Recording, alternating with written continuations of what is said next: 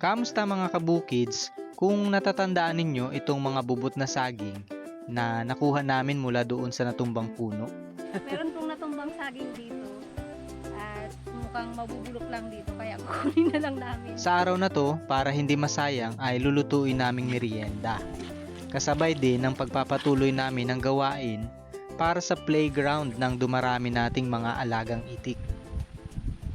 So today mga kabukids, naglalagay na po ako ng net dito sa aking playground, sa playground ng aking mga alagang itik pala. So yan, kagaya nga po nung naikwento ko nung nakaraang video natin, maglalagay po ako dito ng mas malawak na mapagtatakbo-takbuhan nila sa labas para ayun nga, mas maganda yung kanilang paglaki. At ito yung ating net, unti-unti ko nang nilalatag. Nakabitan ko siya ng buho dito sa ilalim para hindi po siya maiaangat basta-basta ng mga itik. At sana lang hindi mapasok ito ng aso kasi yun nga ang nagiging problema sa net kapag may aso na pagala-gala, binubutas po nila yan Kaya yun, hoping na lang din tayo na hindi ito masisira ng mga aso.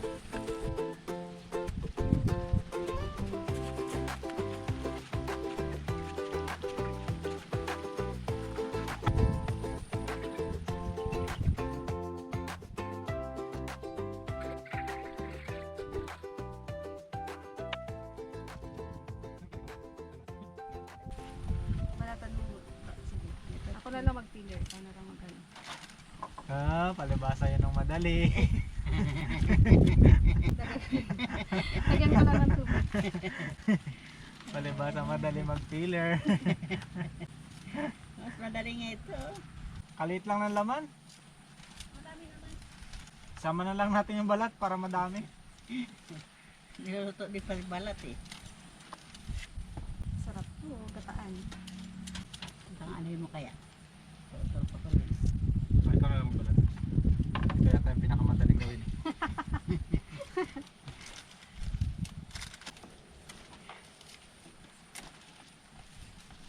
So ito mga kabukids, yung aming kinuha doon. Kinuha namin nung nanguha kami ng mga saha ng saging. Ayan, murang bunga ng saba. Maliit pa lang yung kanyang laman sa loob. Dahil nga natumba na po ito. So wala na rin to, kinuha na namin. Magpaalam naman ako kay nung si Sar. Ang paalam Niluto na naman. po namin. Nagpaalam siya kung mapanoorin ng Cesar. Ay, Kung hindi, walang paalam. alam. Ayan. Gagawin po namin ngayon na merienda. So babalatan namin and yan, pinipiller ni Jinky at gagataan. So adobo sa gatang. Ulit.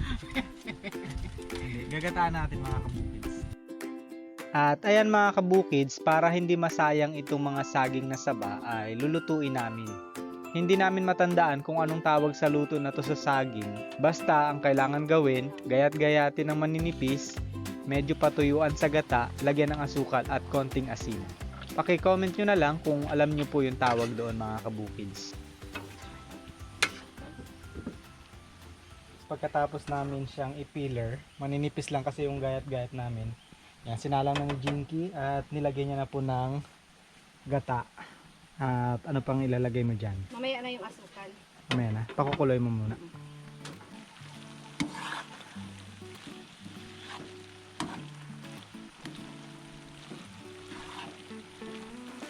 Medyo natuyuan na. Lalagyan ko na ng asukal.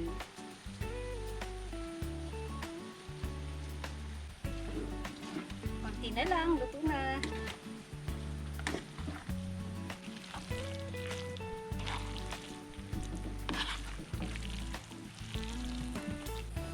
Yan na, malaki.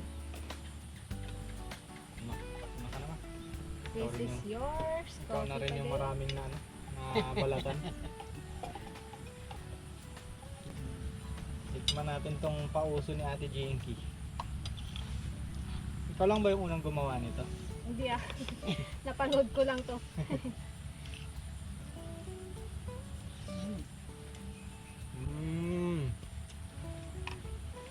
Lasang bilo-bilo.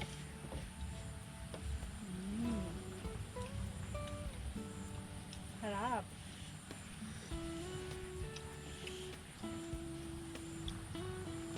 Okay siya mga kabukid. Kaysa masayang yung saging, di ba?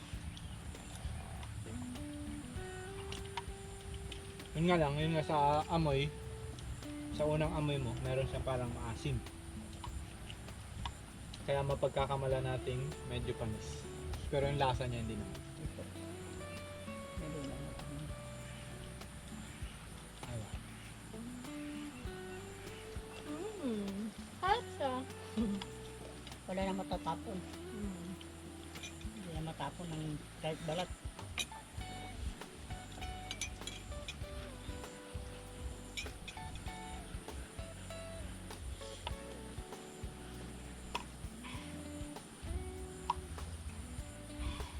Init? Sarap siya i-partner sa kape. Init, hindi mo ma? Madali-dali. Hindi niya ni Mama B yun, hiniram ko lang.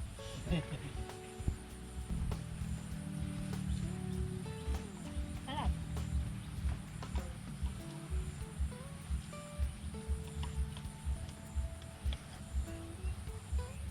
Cheers. Cheers na.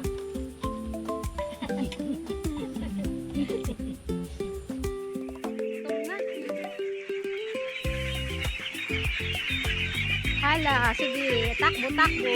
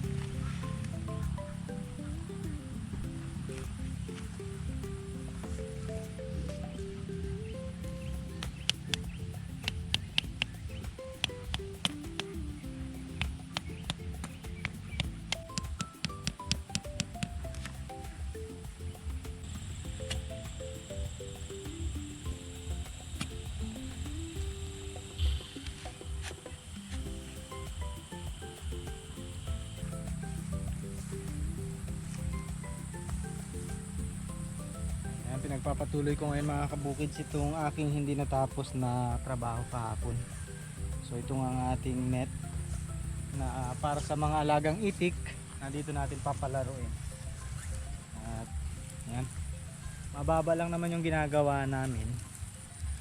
At ngayon natulungan ako ni Mama B. Naglalagay siya doon ng tulos sa mga buho na nilagay ko sa ilalim. At yan, hanggang bewang lang, ganyan lang kataas, kasi hindi naman mataas ang lipad ng itik eh. Huwag lang masyadong mabulabog. Ayan, naglalagay ako ng maliliit na buho para pinaka pampatibay po sa ilalim, kasi kung wala yan, wala siyang, hindi maiipit na maayos eh. So nilalagyan kong ganyan para hindi maiangat nung ating mga alaga. Actually, ito po nagkamali kami dito ng net.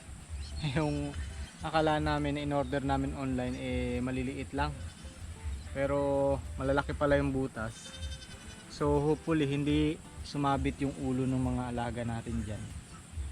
Dapat kasi sana maliliit para hindi kumakasya yung kanilang tuka at yung ulo nila. Bakit? Hinahanap nila yung nanay nila. Andoon, no? Ayan, nanay nyo yan, oh. Yan, nanay nyo. Akala nila nanay kanila, ma. Ito ang nanay niyo, si Mama B. Hinahanap niyo yung nanay niyo? Ito. Saan kasi kayo galing?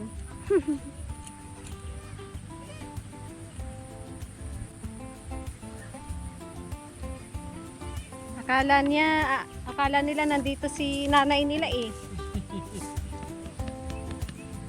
At yan mga kabukids, yan na lang muna para sa ating video ngayon. Pagpasensya nyo na po kung medyo nadadalang-dalang ang ating upload dahil marami po tayong ginagawa. Pero pipilitin natin na makapag-upload pa rin.